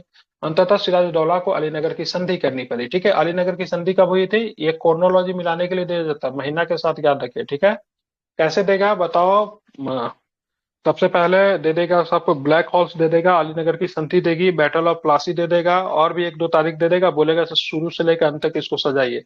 तो ऐसे कंडीशन में जब 57 में ही चीजें हुई ना, तो आपको क्या रखना पड़ेगा, महीना भी याद रखना पड़ेगा, ठीक है। जैसे सबसे पहले 20 जून 1756 को क्या होता है, ब्लैक होल्स की घटना होती है, हाँ ठीक है, हाँ कहानी से कर सकते हो, ठीक है। तो फरवरी 1757 में अलीनगर की संधि होती है, ठीक है, ध्यान में रखना। अलीनगर के संधि के फलस्वरूप अंग्रेजों को कलकत्ता की किलेबंदी करने में, ठीक है, सिक्के ढालने का अधिकार भी देना पड़ा, ठीक है। तो कलकत्ता का किलेबंदी करेंगे ये लोग, सिक्के ढालने का अधिकार दिया गया, तथा युद्ध में जो हानि जो हुई है उस सारे क्षतिपूर्ति का वचन दिया गया। दोनों पक्षों ने भविष्य में शांति बनाए रखने का वादा किया गया, ठीक है। लेकिन यहाँ पे जो ब्रिटिश जो थे वो अपने आप को सुरक्षित नहीं महसूस करे, तो उनको लग रहा था से कहीं ना कहीं से सिराजदौला जो है आगे चल के हमारे लिए क्या हो सकता है, दिक्कत पैदा कर सकता है, ठीक है। तो यहाँ पे इसने संधि तो कर लिया सिराजदौला से, लेकिन अंदर ही लोग प्लान कर रहे थे कैसे इसको हटा के किसी पपेट को यहाँ पे बैठाया जाए, ठीक है। आगे चल के नवाब सिराजदौला की सत्ता कमजोर पकड़ एवं ढुलमुल नीति ने प्रोत्साहित होकर अंग्रेजों ने बंगाल की गद्दी पर एक ऐसे नवाब को बैठाने का निश्चय किया जिसे आसानी से नियंत्रित किया जा सके, ठीक है, ध्यान में रखना है, ठीक है, जिसे आसानी से नियंत्रित किया जा सके, अपनी स्वार्थ सिद्धि के लिए प्रयोग किया जा सके। ध्यात हो कि अंग्रेजों ने इस षड्यंत्र में दरबार के अन्य व्यक्ति भी शामिल थे। जैसे बात करेंगे, था पूर्णिया के नवाब शौकत जंग, जो कि कजन था इसका सिराजदौला को।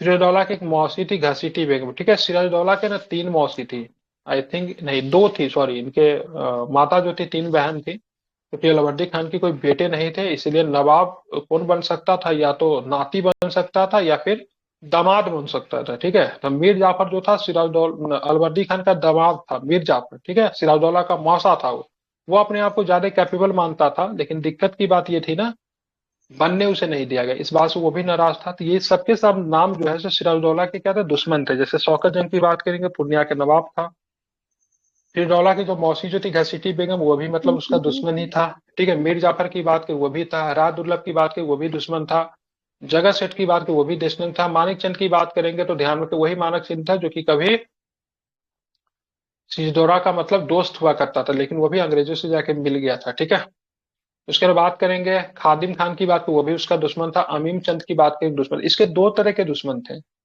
एक दुश्मन जो कि इनको ऑलरेडी पहले से मिले थे, ठीक है, जिसको बनाने की कोई आवश्यकता नहीं पड़ी थी, जैसे शौकत जंग जो कि चचेरा भाई था, पूर्णिया का नवाब था।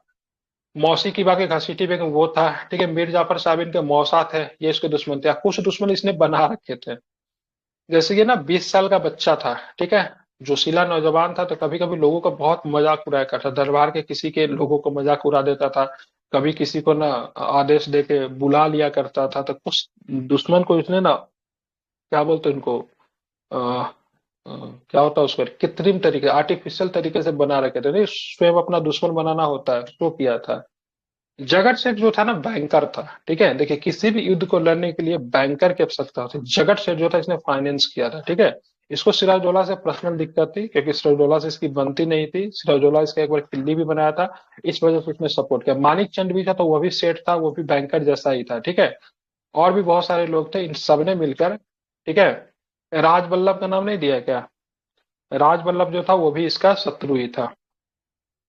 अब यहाँ पे अंग्रेजों और दरबारियों द्वारा रचे गए इन षड्यंत्रों में कासिम बाजार के प्रमुख वाटसन की भूमिका अहम थी। ठीक है, अब सिराजदौला इतना बड़ा गधा था, बच्चा ही था, ज्यादा उम्र तो थी नहीं। ये कॉन्स्पिरेसी कोई एक दिन में नहीं चली थी। इस बीच आप देखोगे तो मीर जाफर कई बार कंपनी के नवाब, कंपनी के जो क्लाइव वगैरह जो था, उस सबसे उसका मिलना जुला था, लेकिन सिराजदौला इसको पता ही नहीं लगा पाएगा सब मेरे खिलाफ इतना बड़ा कॉन्स्पिरेसी चल रहा है। ठीक है, इस सबका जो सूत्रधार जो था वाटसन था। ठीक है, ध्यान रखो वाटसन भी प्रमुख ब्रिटिश अधिकारी था, आगे चलकर मद्रास वगैरह को भी ये संभालता है। ठीक है, इन सारे चीजों को देखते हुए आगे चल के 23 जून 1757 का दिन था। आप कह सकते हो उसे ब्लैक होल के घटना के ठीक 1 साल के बाद, क्योंकि ब्लैक होल की घटना 1756 में होती है, 20 जून को होती है। ठीक है, ये 23 जून 1757 है, 1 साल 3 महीने के दिन। प्लासी के युद्ध को भारतीय इतिहास के निर्णायक युद्धों में गिना जाता है, क्योंकि इसने आगामी 200 वर्षों के लिए भारत की नियति को तय कर दिया। हालांकि प्लासी की लड़ाई को ब्रिटिश का प्रॉपर जीत नहीं माना जाता, because it is full of conspiracy. ठीक है, ये पूरी तरीके से कॉन्स्पिरेसी से भरा हुआ था। ठीक है, ध्यान रखना है। ठीक है, पूरी तरीके से किसे कॉन्स्पिरेसी से भरा हुआ, तो इसमें बहुत कॉन्स्पिरेसी था। ठीक है, अगर निर्णायक जीत की बात करेंगे ना, तो ब्रिटिश का बक्सर का युद्ध को निर्णायक जीत माना जाता है, क्योंकि ब्रिटिश ने अपने बाहुबल पे क्या किया था, उस युद्ध को जीता था। किसी भी प्रकार की कोई भी कॉन्स्पिरेसी नहीं की थी। ठीक है, ध्यान रखना। तो प्लासी की 23 जून 1757 को बंगाल के नवाब सिराजदौला और साथ में रॉबर्ट क्लाइव के नेतृत्व में ईस्ट इंडिया कंपनी की सेना के बीच लड़ी गई। मीर जाफर ने सिराजदौला को एक कपटपूर्ण परामर्श दिया और नवाब ने युद्ध के को एक दिन के लिए स्थगित कर दिया। ठीक है, ध्यान में रखेंगे। और प्लासी के युद्ध की बात करेंगे, प्लासी के युद्ध के पूर्व भी नवाब का प्रधान सेनापति मीर जाफर तथा दीवान राय दुर्लभ, अब देखिए यहाँ पे एक तो सेनापति चला गया और दूसरा दीवान चला गया, तो एक तो आपका मैन पावर गया और दूसरा आपका मनी पावर भी चला गया। ठीक है, तो न तो आपके पास आदमी बचा, ना आपके पास पैसे बचे, क्योंकि दीवान जस्ट लाइक की बात करेंगे तो उसकी भूमिका जो होती थी वित्त मंत्री टाइप का होता था। ठीक है, दोनों मिल गए। अतः युद्ध से पूर्व भी यह कह सकते हैं कि प्लासी का युद्ध का खुला युद्ध नहीं था, वरन यह एक विश्वासघात था। ठीक है, कॉन्स्पिरेसी था। इसलिए मैंने बोला से ब्रिटिश गवर्नमेंट के पे ब्रिटिश ईस्ट इंडिया कंपनी की प्रॉपर जीत नहीं मानी जाती, जो कि अपने बल के बुते उन्होंने जीता था। इन्होंने कॉन्स्पिरेसी करके जीती थी, लेकिन बक्सर के साथ ऐसा कोई रोल नहीं था, क्योंकि बक्सर के साथ बंगाल भी इन्वॉल्व था, अवध भी इन्वॉल्व था, मुगल शासक इन्वॉल्व था। ठीक है, तीनों की संयुक्त सेना को पराजित किया था। इसलिए जो असली जीत जो थी ब्रिटिश के लिए कौन थी, तो बक्सर थी, न कि मतलब बंगाल थी। अगले दिन हुए युद्ध में विश्वासघातियों की सेनाएं बिना युद्ध के वापस लौट गई। इस युद्ध में नवाब के विश्वसनीय सहयोगी मीर मर्दान और मोहनलाल वीरगति को प्राप्त हुए। ठीक है, मीर मर्दान और मोहनलाल जो थे आई थिंक कश्मीर से थे।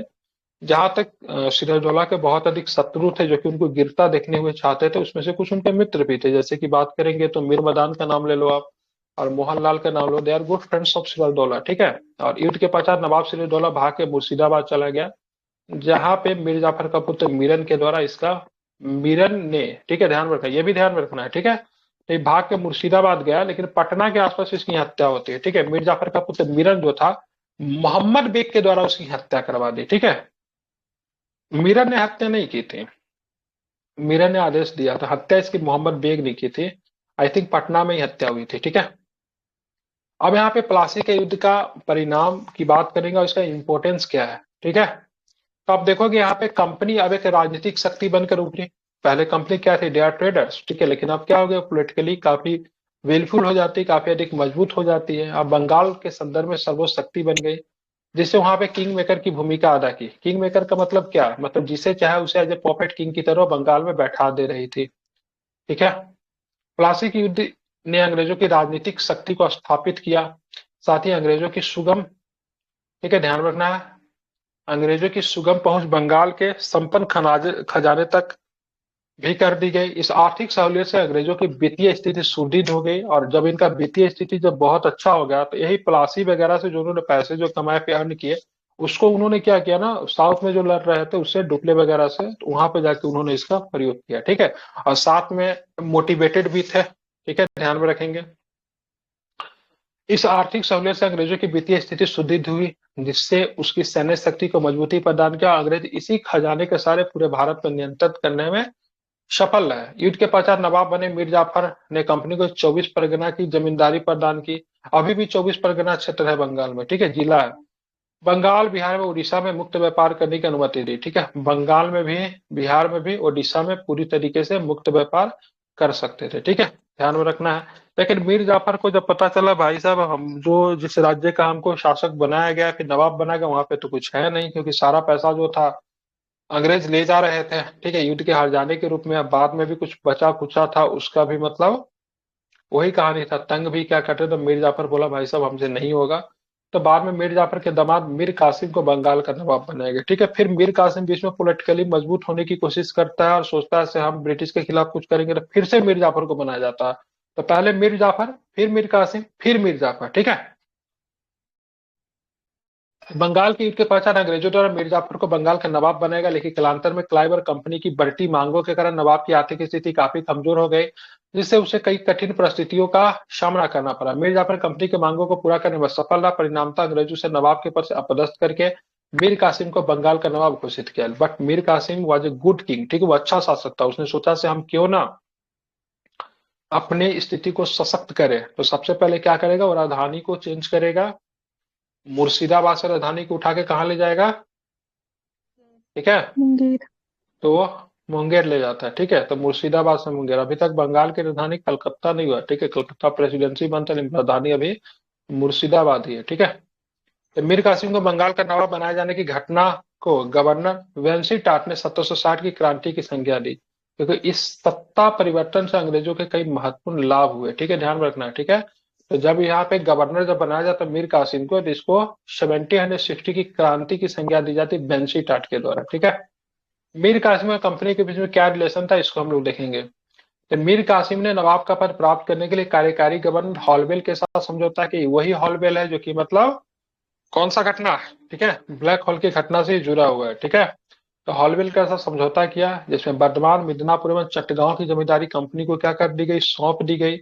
अंग्रेजों के हस्तक्षेप एवं दरबार में षड्यंत्रों से बचने के लिए मीर कासिम अपनी राजधानी को हस्तांतरित करके मुर्शिदाबाद से कहाँ ले गया, मुंगेर ले गया, और उसने यूरोपीय मॉडल पर अपनी सेना का सुदृढ़ीकरण किया। और इसने किसके साथ संधि कर ली, तो इसने फ्रांसीसियों के साथ संधि कर ली, क्योंकि ब्रिटिश के सबसे बड़े शत्रु थे। साथ में मुंगेर में तोप कारखाने इत्यादि का भी प्रबंध किया। ठीक है, स्थापित किया, कारखाना स्थापित किया, और वित्तीय भ्रष्टाचार को समाप्त करने का भी प्रयास किया। मीर कासिम तथा नौकरशाही का पुनर्गठन किया गया। दस्तखत के दुरुपयोग पर प्रतिबंध लगाने का प्रयास किया गया।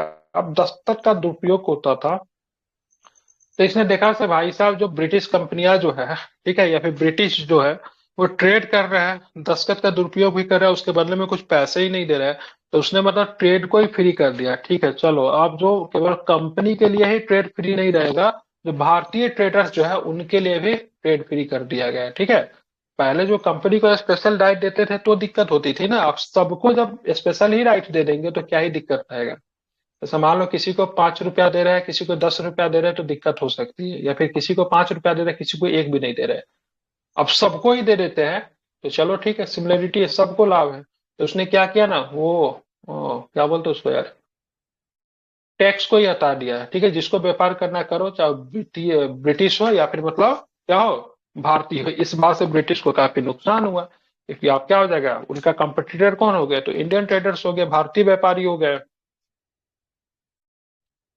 तो यहाँ पे सभी करों को समाप्त कर, यहाँ पे ध्यान में रखेंगे, सैन्य सुधारों को किया गया 1763 में। नवाब के द्वारा आंतरिक व्यापार पर लगे सभी करों को समाप्त कर देने से नवाब और कंपनी के संबंधों में तनाव आ गया। करों का समाप्त कर देने से अंग्रेजों के विशेषाधिकार समाप्त हो गए। जो कि उनको विशेषाधिकार क्या था, आपको भाई टैक्स नहीं देना, आप केवल ट्रेड करो। राजस्व वृद्धि हेतु मीर कासिम द्वारा एक अतिरिक्त कर खिजरी जमा लगाएगा, जो सभी के लिए था। ठीक है, खिजरी जमा कर जो था सबके लिए होता था। परिणाम स्वरूप जुलाई 1763 में अंग्रेजों ने मीर कासिम के विरुद्ध औपचारिक युद्ध की घोषणा कर दी और मीर जाफर को पुनः बंगाल का नवाब घोषित कर दिया। ठीक है, तो जब बक्सर का युद्ध जब होता है ना, तो उसमें बंगाल का नवाब जो होता है मीर जाफर ही होता है। ठीक है, ध्यान में रखना। ठीक है, मीर कासिम नहीं होता, मीर जाफर ही होता है, क्योंकि 1763 में हटा दिया गया था। इस प्रकार बक्सर के युद्ध की पृष्ठभूमि यहीं से तैयार हो जाती है। बंगाल से निष्कासित होने का मीर कासिम ने अवध के नवाब सिराजदौला से शरण मांगी। सुजाउदौला, नो सिराजदौला, सुजाउदौला। शमरनियों की अवध के इस मुगल सम्राट शाह आलम द्वितीय अली गौहर को पहले ही शरणार्थी जीवन व्यतीत कर रहा था। ठीक है, तो शाह आलम द्वितीय, जिसको अली गौहर के नाम से जानते हो, अवध में ऑलरेडी पहले से बैठा हुआ था। फलतः तीनों ने संयुक्त होकर, ठीक है, अंग्रेजों के युद्ध एक समझौता किया, जिससे परिणाम स्वरूप हम लोग अक्टूबर में, ठीक है, बक्सर के युद्ध के नाम से जानते हैं। बैटल ऑफ बक्सर बिहार में ही पड़ता है, बॉर्डर है। ठीक है, ध्यान में रखना है। और ये 22 अक्टूबर 1764 का ये युद्ध शुरू होता है। ठीक है, इसमें ब्रिटिश ने अपना मसल पावर को दिखाया, क्योंकि इसमें किसी प्रकार की कॉन्स्पिरेसी नहीं थी। कहीं से भी अगर देखोगे तो ब्रिटिश सेना कम थी भारतीय सेना की तुलना में। ठीक है, तो बक्सर के युद्ध का अपने आप में काफी इंपोर्टेंट है। बक्सर के युद्ध में अंग्रेजों की सेना का सफल नेतृत्व हेक्टर मुंडो और मीर कासिम की सेना का नेतृत्व गुरगिन खान ने किया था। ध्यान, ये नाम इंपोर्टेंट हो सकता है। ठीक है, तो मीर कासिम की सेना का नेतृत्व कौन, गुरगिन खान ने किया था, ध्यान में रखना है। और कंपनी की सेना का नेतृत्व कौन कर रहा था, हेक्टर मुंडो कर रहा था। ठीक है, बक्सर के युद्ध में सुजाउदौला, मीर कासिम तथा शाह आलम द्वितीय के नेतृत्व वाली सम्मिलित सेना की पराजय हुई। इस युद्ध के पश्चात शाह आलम द्वितीय अंग्रेजों के शरण में आ गया।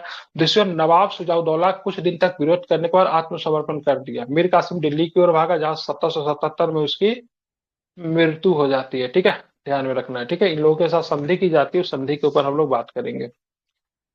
बक्सर के युद्ध का परिणाम और महत्व को जरा हम लोग देखते हैं। तो बक्सर का युद्ध सैन्य दृष्टिकोण से अंग्रेजों की बहुत बड़ी सफलता है, क्योंकि प्लासी के युद्ध की विजय सिराजदौला के सेनानायकों का विश्वासघात का परिणाम था। किंतु बक्सर के युद्ध में अंग्रेजों ने बिना किसी छल कपट के विजयी हुए थे। इसी बात को हम रेखांकित करने की कोशिश कर रहे थे। उन्होंने अपने पावर, अपने बल, अपने बूते के ऊपर बक्सर का युद्ध जीता था। जबकि प्लासी के युद्ध की बात करेंगे तो प्लासी युद्ध क्या था, तो प्लासी के युद्ध में क्या था, उन्होंने छल कपट से जीता था। ठीक है, इस युद्ध में विजय के पश्चात बंगाल में अंग्रेजी सत्ता के प्रभुत्व की स्थापना हुई। ठीक है, और कंपनी ने एक अखिल भारतीय शक्ति के रूप में क्या कर लिया, धारण कर लिया। ठीक है, अब आपकी होती है कौन सी, तो इलाहाबाद की संधि होती है। ठीक है, तो इलाहाबाद की संधि है, तो क्लाइव दूसरी बार बंगाल का गवर्नर बनाकर भेजा गया। संधि 2 चरण में हुई। क्या होता है ना, क्लाइव जो था वो चला गया था, बहुत बड़ा जमींदार बन गया था। उस समय भारत का वो सबसे बड़ा जमींदार था। जब वो जहाज से, जब भारत से सामान भर के जब ले जा रहा था, जहाज जो था ना हिल रहा था, एक्चुअली में हिल रहा था। ठीक है, जब वहां पे गया तो उसने मतलब पूरे ब्रिटिश पार्लियामेंट में अपना एक सीट वगैरह खरीद के संसद वगैरह बन गया था। काफी राजपाट की जिंदगी व्यतीत कर रहा था। यहाँ से उसको तार गया, उस समय तार वगैरह नहीं था, लेटर वगैरह पहुंचा होगा। उसने बोला से भाई साहब, हमने ना ब्रिटिश कंपनी ने बताया सर, हमने यहाँ पे 3 शासकों के एक साथ पराजित कर दिया, लेकिन इसके साथ संधि वगैरह कैसे किया जाए हमें कोई आइडिया नहीं है। आप ही बताओ इनके साथ संधि कैसे किया जाए। ठीक है, तो बोलता रही है तो बहुत खुशी की बात है, तुम लोगों ने इतना अच्छा काम किया है, लेकिन इनको संधि करने आती नहीं थी। तो फिर से मतलब क्या होता, उन्हीं को मतलब कॉल किया गया, बुलाया गया, क्योंकि क्लाइव जो था एक्सपर्ट था इन सब मामलों में। तो क्लाइव साहब आते हैं, लेकिन क्लाइव साहब को आने से 1 साल का वक्त लग जाता है, क्योंकि लंदन से आप कैसे भी आओगे तो भी कम से कम 5-6 महीना का समय तो नॉर्मली लगता है। तो इसीलिए ये अक्टूबर में संपन्न होता है, लेकिन संधि होते होते क्या होता है ना, आप देखोगे चलो लगा 10 महीना का वक्त लगता है। ये 10 महीना का जो लेटेड वेट जो है क्यों लगा, तो वीटो ये किनको आना था, तो क्लाइव को आना था। ठीक है, तो पहली संधि जो होती है 12 अगस्त 1765 को होती है। यह संधि मुगल सम्राट शाह आलम द्वितीय तथा अंग्रेज गवर्नर क्लाइव के मध्य होता है, ये ध्यान में रखना।